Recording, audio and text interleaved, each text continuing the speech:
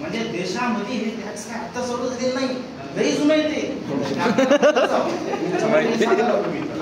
आता मी सांगतो ॲन्शियंट पिरियडमध्ये सांगितलं वैदिक कालखंडामध्ये बाली नावाचा एक टॅक्स होता. बाली नावाचा एक टॅक्स होता, ते वैदिक कालखंडापासून घेतला.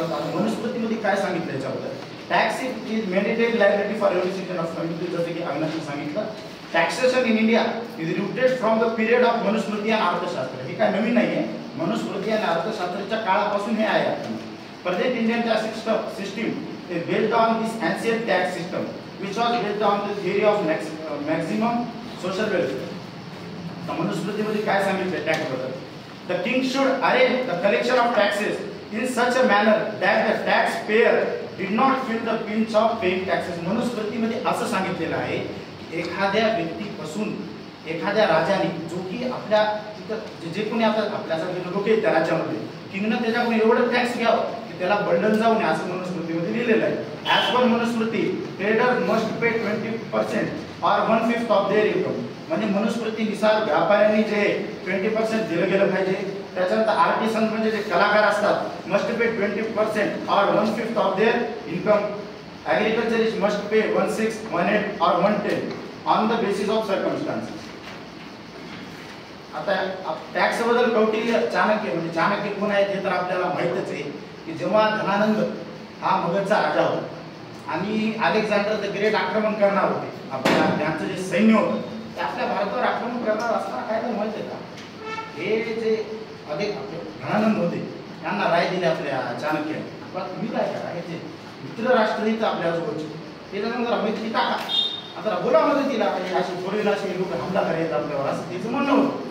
पण ते ऐकले ना तुला आम्हाला, असं ते त्याच्यापासून म्हणले असते तेव्हा त्याला ते रागा, तिला रागायल्यानंतर त्यांनी ठरवलं की मी चाणक्य एवढ्या सभेमध्ये सांगतोय की मी मगधचा राजा बदलून. आणि त्याच्यानंतर मग त्यांनी काय केलं, त्यांच्यामुळे चंद्रगुप्त मौर्य आले.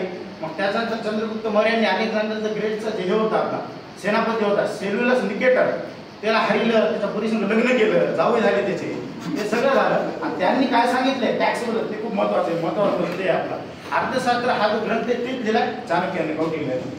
He was a teacher and guardian of the Indian Empire, Chandragupta Maurya. According to Kautilya, taxation should not be painful process for the people.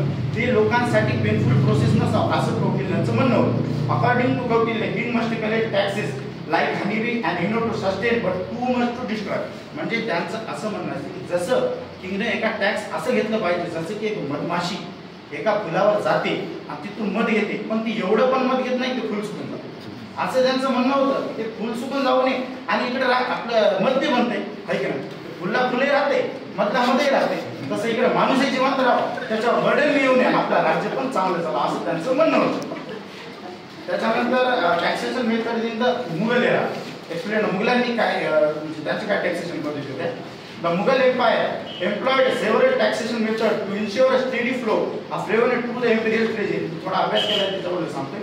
जकात, जिझिया, खर्च हे मेजर टॅक्सेस होते.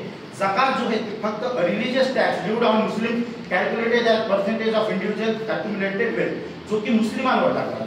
म्हणजे ते जे मुस्लिम आहेत त्यांना 2.5% ऑफ देअर होल इन्कम द्यावं लागायचं, कोणाला, मुघलांना द्यावं लागायचं. त्याच्यानंतर होता जिझिया नावाचा कर, जो की नॉन मुस्लिमवर लागत होता. A tax imposed on non-Muslim subjects for their protection and the right to practice their religion. त्याच्यासाठी जिझिया नावाचा कर लावायचा. त्याचा खरज नावाचा एक होता. A land tax that was often the main source of revenue, calculated as percentage of the agriculture produce. त्याच्यानंतर मराठा एम्पायरमध्ये पण टॅक्सेशन सिस्टम होती. त्याच्यामध्ये खूप मेजर होते. एक होती सरदेशमुखी आणि एक होती चौ. आता ह्याच्यामध्ये कसं होतं माहिती आहे का, हे जे सरदेशमुख नावाचा टॅक्स होता हे फक्त स्वराज्यामध्ये. स्वराज्यामध्ये काय आपल्या सगळ्याला माहितीच आहे, शिवाजी महाराजांचं राज्य होतं. तर स्वराज्यामध्ये म्हणजे जे छत्रपती शिवाजी राजांच्या अंडर जे राज्य होतं स्वराज्य, त्याच्यामध्ये सरदेशमुखी राज्य.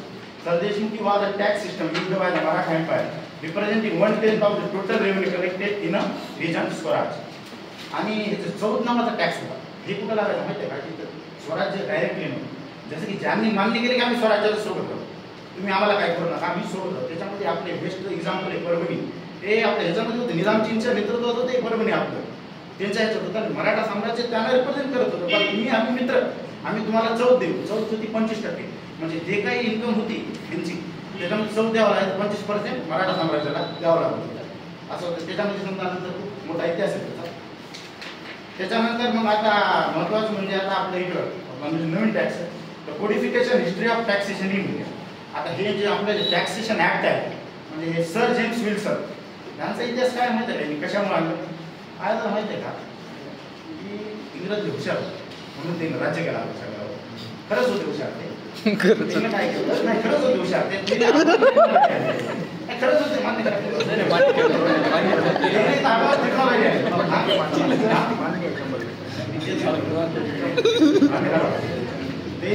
टेक्नॉलॉजी आणि देणं काय केलं माहिती का, बंदुक्या. त्या बंदुकीचा असं होतं की काढून सुद्धा बंदुकीच्या कोणाला सोडावं, बरोबर कोणाला सोडावं लागत होतं.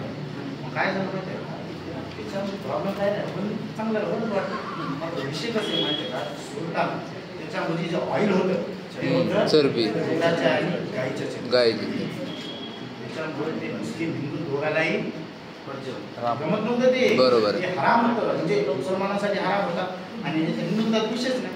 त्याच्यामध्ये काय झालं, ते मंगल पांडे होते आपले म्हणजे फ्रीडम फायटर आपले, बरोबर. तेनं आणि काही भारतीय जे क्रांतिकारी होते तेनं काय केलं, झाले की तेव्हापासून 1857चा राजकीय उठाव सुरू होता.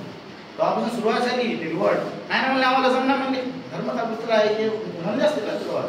असं झालं. त्याच्यामुळं हे 1857च्या राष्ट्रीय उठावामध्ये एवढं त्यांचा भारतात संघर्ष झाला, एवढा संघर्ष झाला की त्याच्यानंतर त्यांनी पैसे गेले नाही सगळं हे झालं. त्याच्यानंतर त्यांनी काय केलं की हे जे सर जेम्स विल्यम्स होते, जे की who became the first British India first finance minister, introduced income tax. म्हणजे हे पूर्ण बरोबर करण्यासाठी ते पैसे सगळं राईट व्हावं म्हणून इन्कम टॅक्स सांगत आहे ना, त्याची ट्रेजरी एवढी खाली झाली, ते शाही खजाना होता इंग्रजांचा. त्याच्यामुळे ते नाही टॅक्स आणला.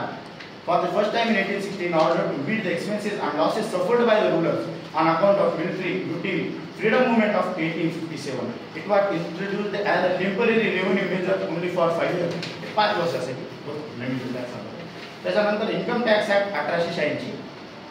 In 1886, a separate income tax act was passed. This act remained in the force up to with various amendments from time to time, which are वेगवेगळ्या टाइपला बदल झाल्या.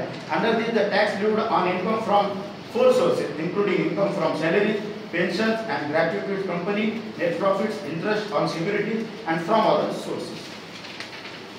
त्याच्यानंतर आलं the New Income Tax Act 1918.